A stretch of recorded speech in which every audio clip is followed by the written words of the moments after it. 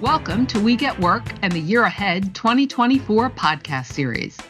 Covering workplace issues from both subject matter and industry perspectives, the 19 episodes provide both big picture trends and detailed tactics that can help employers achieve their workplace ideal while remaining real about regulations, compliance challenges, and more in 2024.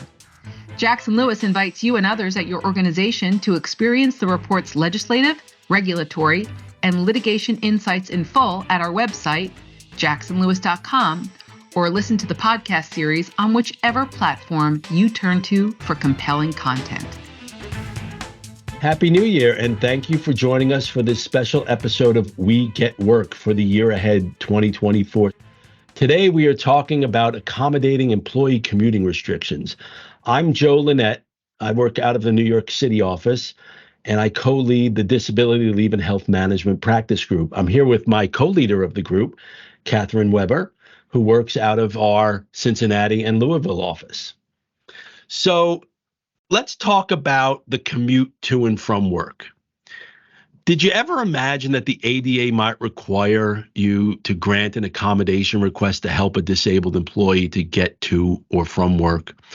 I know many employers are surprised to hear this, but that is the case. Employers may, depending on the circumstances, have to accommodate a disabled employee's difficulty with commuting to and from work. So, Joe, this is really a difficult concept to capture in the abstract. So let's try some examples to help our clients understand how this works. I'll get us started. So let's say you have just hired a customer service representative, and after finishing his first month of on-site training, the employee tells you that he has night blindness due to cataracts. He currently works the night shift and wants to switch to the day shift so he doesn't have to drive to and from work in the dark. Does the employer have to consider this request? The employer definitely has to consider the request, Katharine. The employer may or may not have to grant the request. This scenario is very similar to a case that the EEOC took to litigation, and there was a decision by the Seventh Circuit on it. It involved, a national employer, and the employer actually accommodated this employee by changing their work shift at their request for 30 days. While the employee sought to look for a residence closer to the workplace. They were unable to do so, or at least finalize that, and they requested another 30 days, and the employer denied the request. The Seventh Circuit pointed out that, look, there are no bright line rules regarding commuting accommodations. There's no line that says if you cross such a line that the employer never has an obligation to accommodate a commuting restriction. What the court focused on, though, was what is the barrier presented in the commute and what variables are driving that barrier or driving the difficulty in the commute, and who controls those variables? Is it the employer or is it the employee, or a combination of both? The court found in the Seventh Circuit case that the employer was requesting a change in work shift, which is a variable that is almost exclusively under the employer's control. So without deciding whether the employee was actually entitled to the accommodation request, the court did hold that the employer in this instance did have an obligation to enter into the interactive process to determine the reasonableness of the request, and remanded it back to the district court for further proceedings.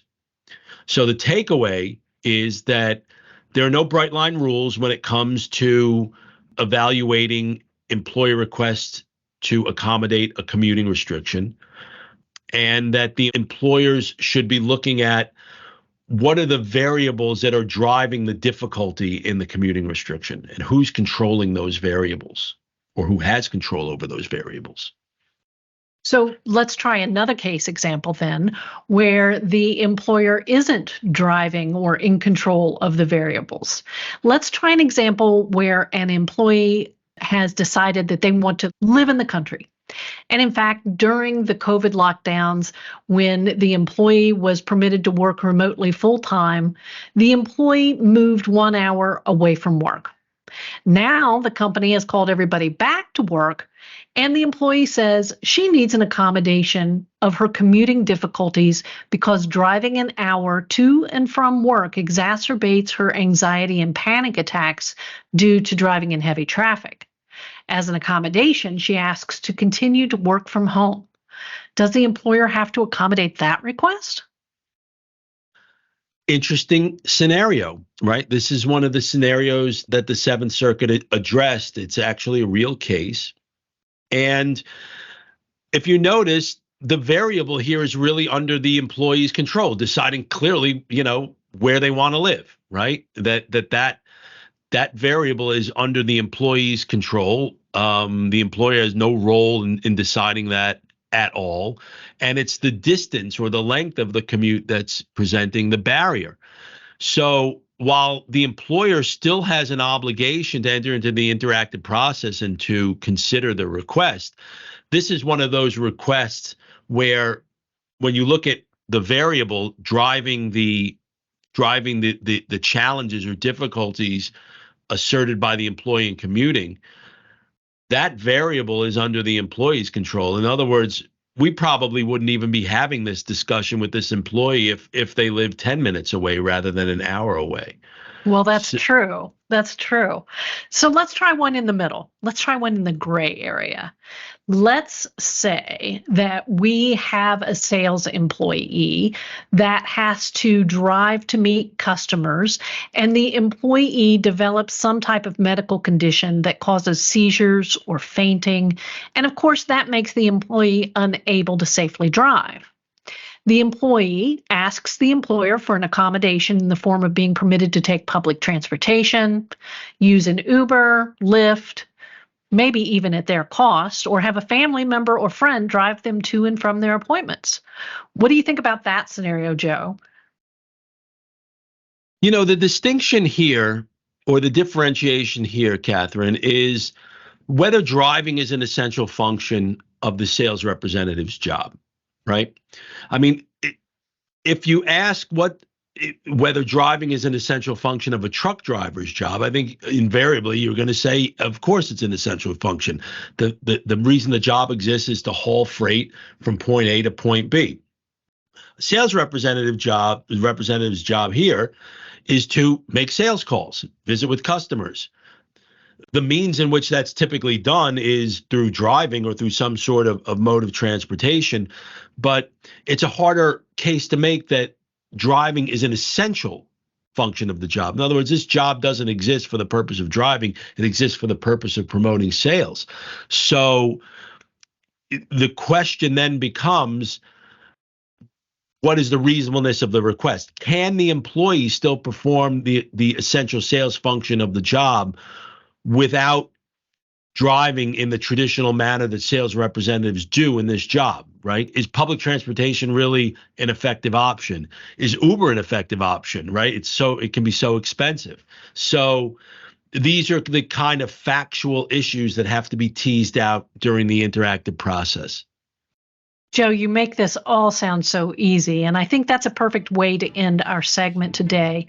If you have any questions about how to handle an employee's request for accommodation related to commuting to and from work, or you have any questions about any other matter related to leaves and accommodations of your employees, please do feel free to reach out to the Jackson Lewis attorney with whom you work. We're always happy to help.